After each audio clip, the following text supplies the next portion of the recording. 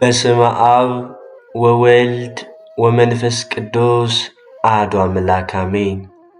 በክርስቶስ ክርስቲያን በወልድ ወልደ እግዚአብሔር በመንፈስ ቅዱስ መንፈሳውያን የተሰኛችሁ የኃያሉ የልዑል እግዚአብሔር ቤተሰቦች የእናታችን የቅድስት ድንግል ማርያም የአስራት የበኩራት ልጆች እንኳን ለእናታችን ለቅድስት ኪዳነ ምሕረት ወርሃዊ መታሰቢያ ክብረ በዓል እንዲሁም በዚህች ዕለት ለሚታሰቡት ወርሃዊና ዓመታዊ መታሰቢያ ክብረ በዓል በሰላም በጤና ደረሳችሁ።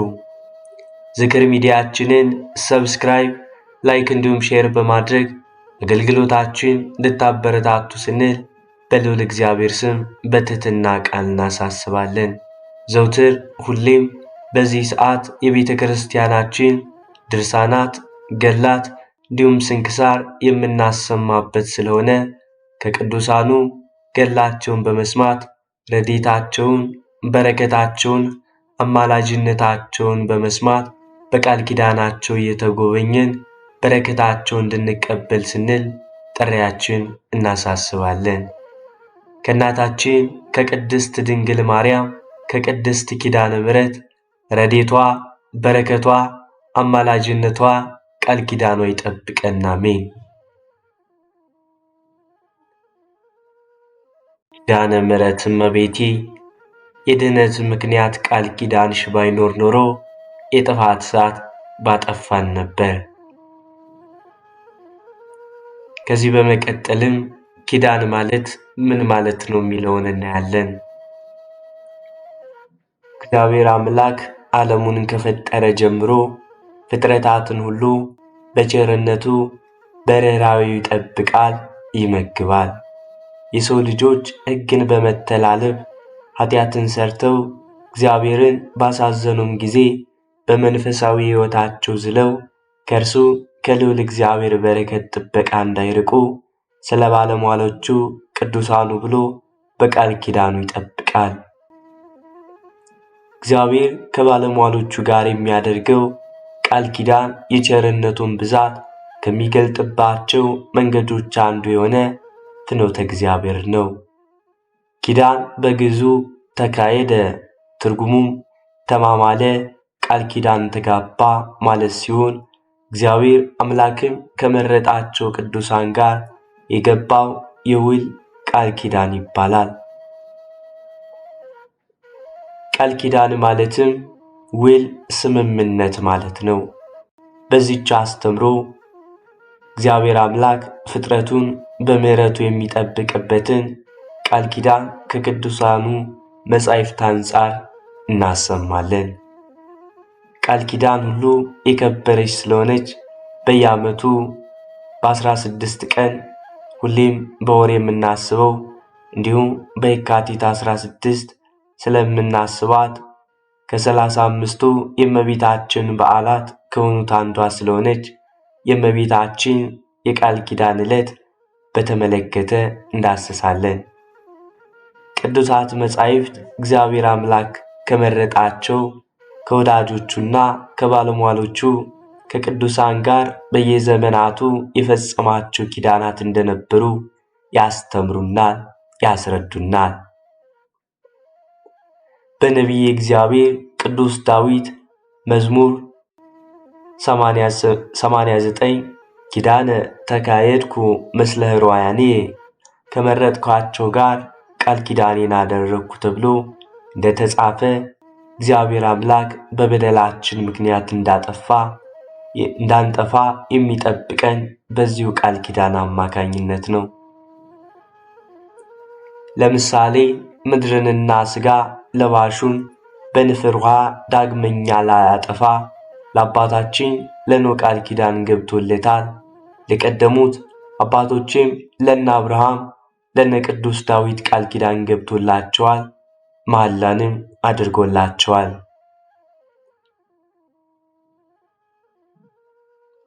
ይህም ቃል ኪዳን ነው።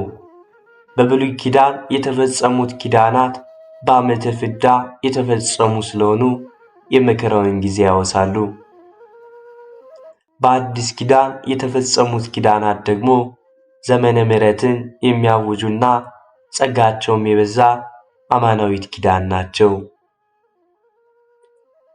የእግዚአብሔር የምሕረት ቃል ኪዳን ለቅዱሳኑ ከሃይማኖታቸው ጽናት ከፍጽምናቸውና ከሥራቸው ትሩፋት የተነሳ በቅድስና ክብር አክብሮ ለገደላቸው እንዲሁም በተጋድሎ ላሳለፉት ቦታ ለረገጡት አፈር ሁሉ በረከታቸው ተርፎ ዛሬ እኛ ምዕመናን በየመካናቱ እምነቱን በመተሻሸት በመጠጣት ከቅዱሳኑ በረከት እናሳትፋለን።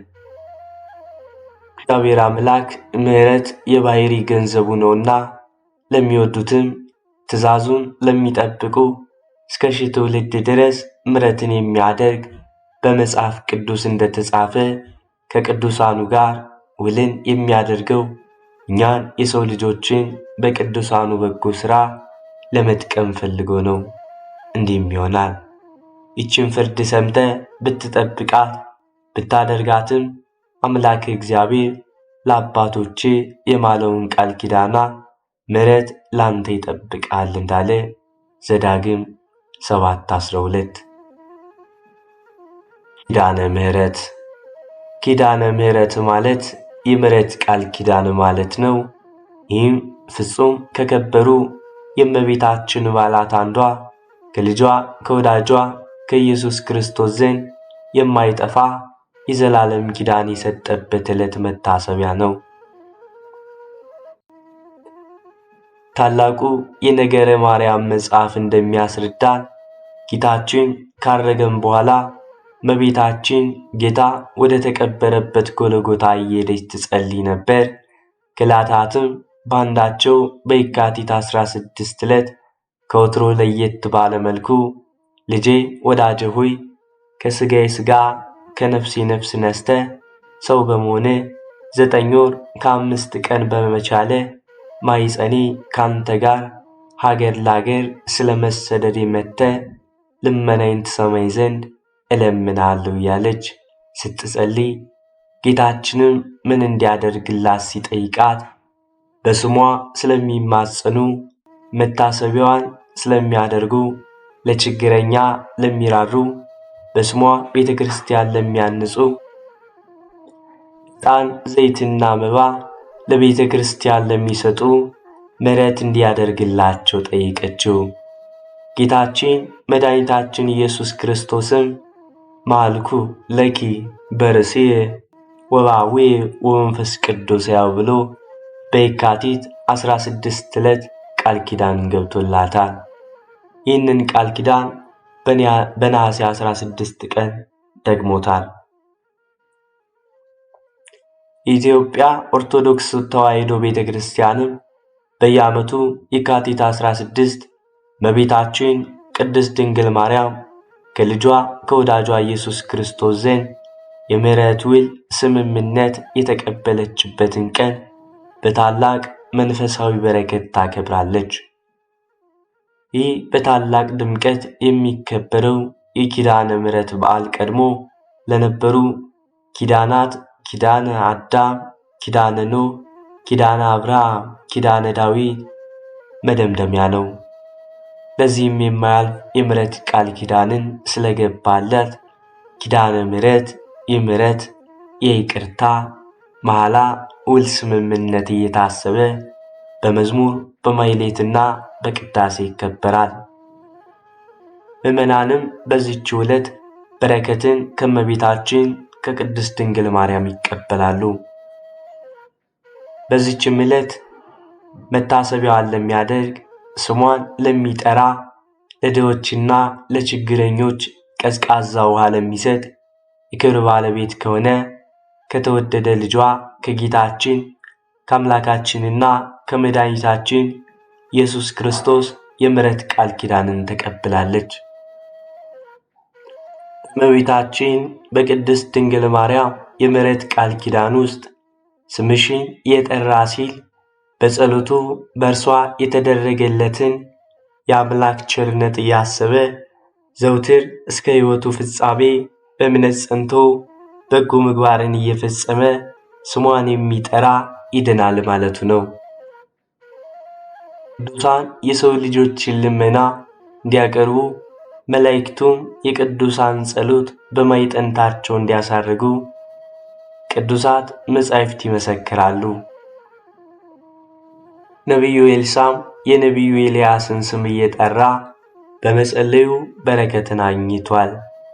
የነቢያት ትንቢታቸው፣ የሰማዕታት እናታቸው፣ የመላእክት እህታቸው፣ የሐዋርያት ሞገሳቸው የሆነችው ማምላክ ወላዲተ አምላክ ድንግል ማርያምን ስም አምኖ ለሚጠራት ከዚህ በላይ ድንቅ ያደርጋል።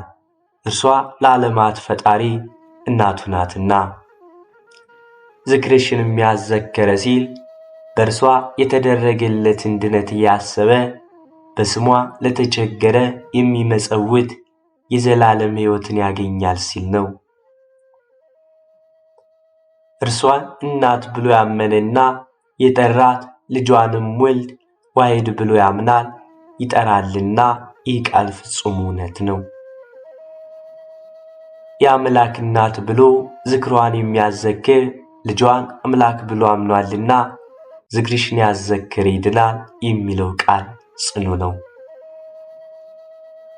ለቤተ ክርስቲያን አገልግሎት መባን በስሟ የሚሰጡትም እንዲሁ ነው። ስም መጥራት የማመን የመታመን መገለጫ ነው።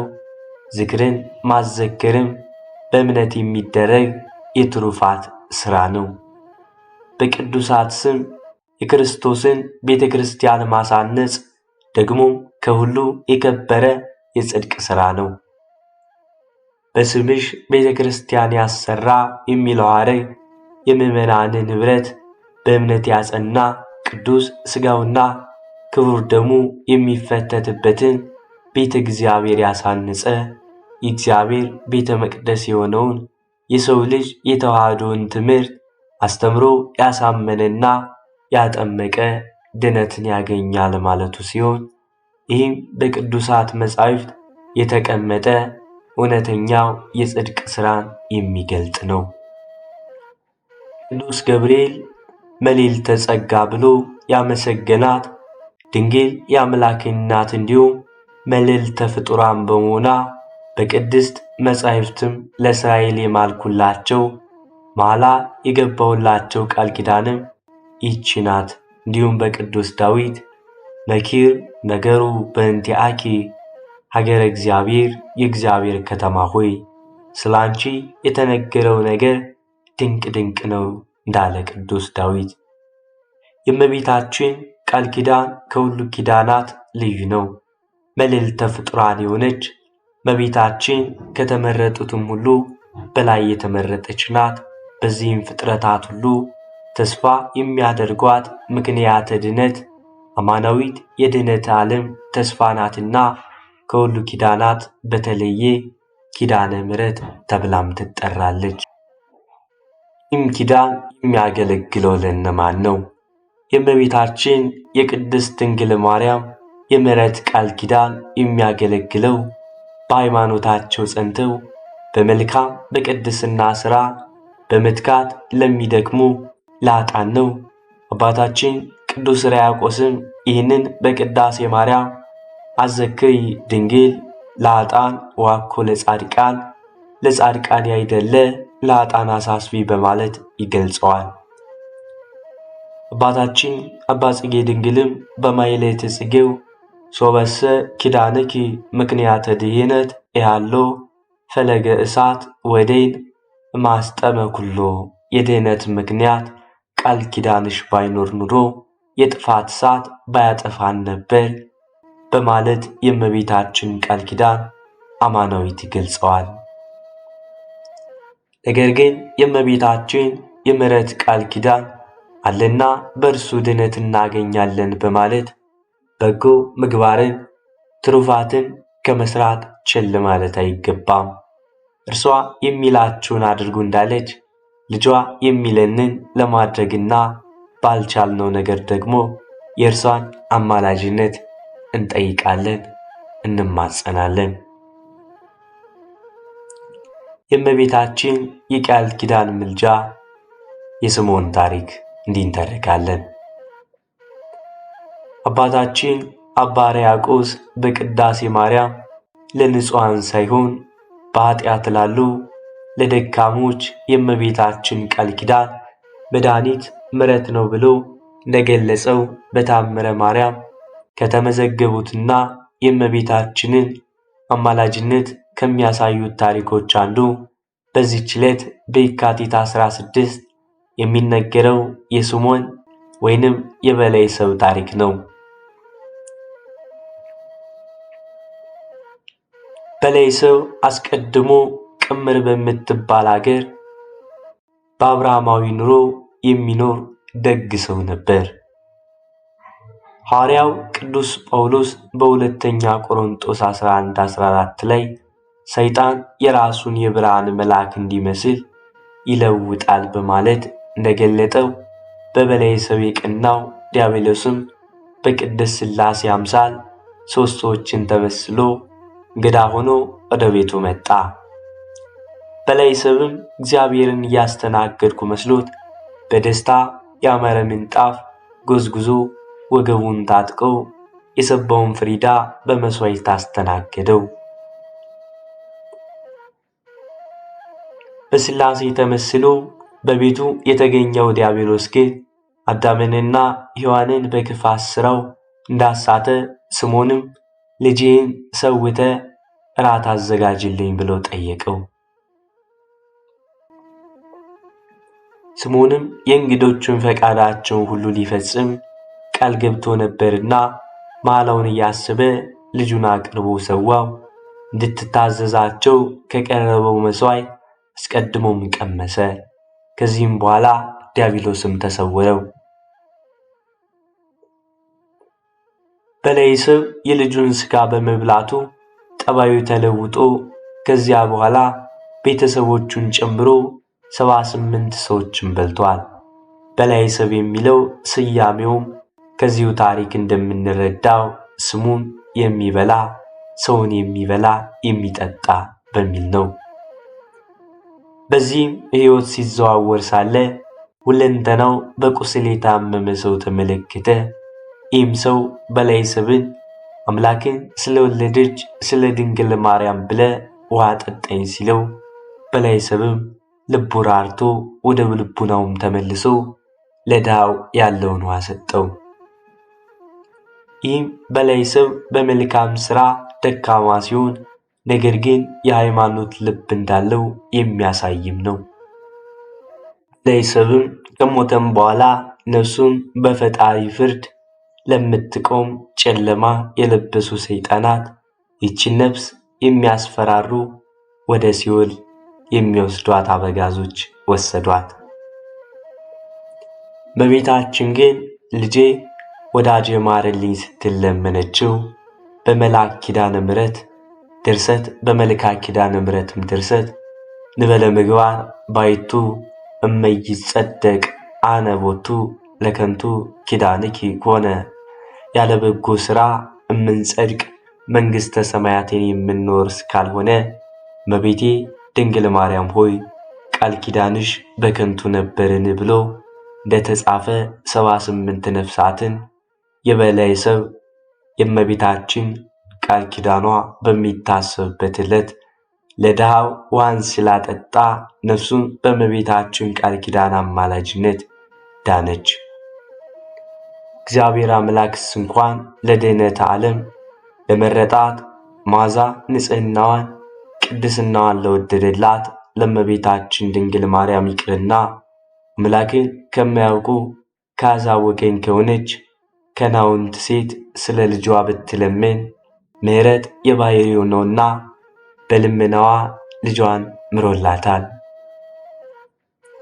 ቅድስት ድንግል ማርያም በሁላችን አማላጅነት እናት ስትሆን በቀራንዮ ተሰጥታናለችና ልጆቿን ምሕረትን የምትለምን አዛኝት ናትና ሊቁ አባታችን አባ ሕርያቆስም በቅዳሴ ማርያም ላይ ወዮ ይህ ነገር እጹብ ድንቅ ነው፣ የቀድሞ አባቶች ከሞት ወደ ሕይወት የተሸጋገሩብሽ ድልድይ ሆይ፣ ከምድር እስከ ሰማይ የምትደርሽ መሰላል ሆይ፣ የፍጥረት ሁሉ መጀመሪያ ባንቺ ታደሰ። ከገነት በተሰደደም ጊዜ የአዳም ተስፋው አንቺ ነሽ በማለት እመቤታችን ለፍጥረት ሁሉ አማላጅ መሰረተ ድኅን መሆኗን መስክሮላታል ሊቁ አባ ሕርያቆስ። አፍጣኒተ ረድኤት ማርያም። ጌታችን በወንጌል እንደተናገረው እናንተን የሚቀበል እኔን ይቀበላል፣ እኔንም የሚቀበል የላከኝን አብን ይቀበላል። ነቢይ በነቢይ ስም የሚቀበል የነቢዩን ዋጋ ይወስዳል ያገኛል።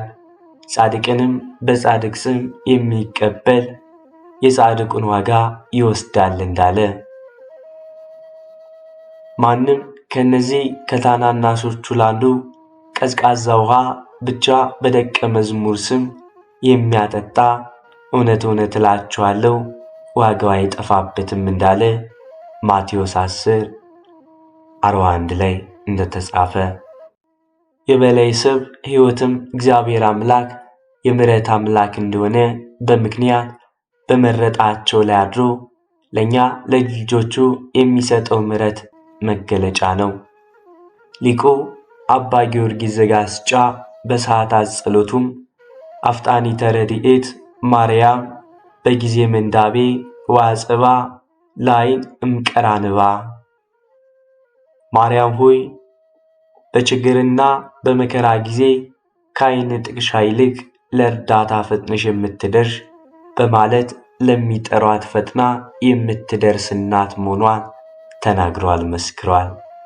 አባታችን ቅዱስ ያዕቆብ ዘስሩግ በቅዳሴው ዳግመኛ በእናትህ በማርያም ተማጽነናል፣ አንተ መታሰቢያሽን ያደረገ ስምሽን የጠራ የዘላለም ድነት ይድናል ብላታልና ብሎ እንደገለጸው ዛሬም ስሟን ጠርተው ለማይጠግቡ ሲያወድሷት ለማይሰለቹ ዝክሯን በማዘከር መታሰቢያዋን በማድረግ ዘውትር ታምራቷን በመስማት በማሰማት ለሚተጉ መቅደሷን ለሚሰሩ ፈጥና የምትደርስ አፍጣኒተ ረድኤት ናት። ኪዳነ ምሕረት እመቤታችን ቅድስት ድንግል ማርያም ከልጇ ከወዳጇ ምሕረትን ቃል ኪዳንን የተቀበለችበት ዕለት ነው። በዚህ ቃል ኪዳንም የምንጠቀመው እኛ ነንና ስለ ቅዱሳኑ ብሎ የሚምር አምላክ ስለ ምሕረት ቃል ኪዳኗ ሲል እንዲምረን በቅዳሴ ዘውትር ስሟን እያነሳን ንጽሕት ድንግል ሆይ ለነፍሳችን ይቅርታን ያደርግ ዘንድ ኃጢአታችንም ያስተስርይልን ዘንድ ወደ ጌታችን ለምንልን እያል እናምንለታለን፣ እንለምንላታለን። ቅዱስ ኤፍሬም በውዳሴ ማርያም 64 ጊዜ ቅድስት ሆይ ለምኝልኝ እያለ፣ ቅዱስ ያሬድም በአንቀጸ ብርሃን 13 ጊዜ ቅድስት ሆይ ልጅሽ ይቅርታውን ያድለን ዘንድ ለምኝልን እያለ እንዳመሰገናት እኛም በአባቶቻችን ፈንታ የተወለድን ልጇን ዛሬም እስከ ዘላለሙ ቅድስት ሆይ ለምኝልን ብለን እንማጽናታለን፣ እንለምናታለን። ከእመቤታችን ከቅድስት ድንግል ማርያም በረከቷ ረድኤቷ ይክፈለን። እመቤታችን በአማላጅነቷ በረድኤቷ አትለይን፣ በቃል ኪዳኗ ትጠብቀን፣ ትጎብኘን።